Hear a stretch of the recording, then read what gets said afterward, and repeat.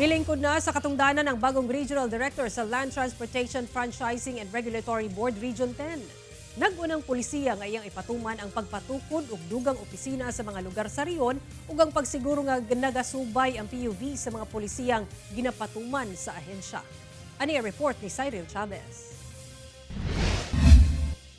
Hingpit ng milingkod sa iyang katungdanan is bagong Regional Director sa Land Transportation Franchising and Regulatory Board kung LTFRB Region 10, si Alexis Joseph Aljo Bendijo. Siya ang mihulip sa outgoing Regional Director nga si Abu Samen Matuan. Gibutyag ni Bendijo nga ilawom siyang pagdumala, prioridad nga mapalambo pa ang opisina sa LTFRB sa rehiyon. Target sab niya nga adunay mahimong mobile offices ang LTFRB, dili lang sa Cagayan de Oro, apan hasta na sa ubang parte sa rehiyon. Magbutang po tag kinahanglan jud ni kay dako kay Region 10. So magbutang tag mga mobile offices sa mga lagyong lugar, labaw na diha sa Camiguin, diha sa Oroqueta, diha sa Usamis, para mapadali gyud kay natay ang atong tinguha nini nga mapaduol nato ang serbisyo sa LTFRB. O sasab sa tutukan sa opisyal ang pag-atiman sa fuel subsidy sa mga pampasaherong jeep, taxi ug mga kooperatiba nunot sa hulga sa padayong pagsaka sa presyo sa lana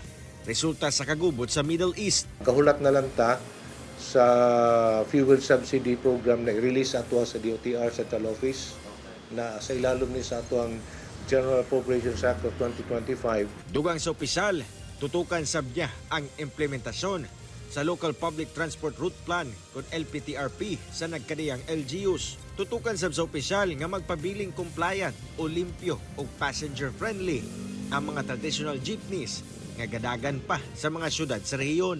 Paigtingin pa natin ang regular na pag-inspeksyon, pati na ang kining gitawag na monitoring nato sa mga sakyanan, PUV, PUJs, para at least safe, no? Ligtas, maayos at pasado sa gitawag nga safety standard. Kauban si Roland Cañas, Cyril Chavez, 1 Mindanao.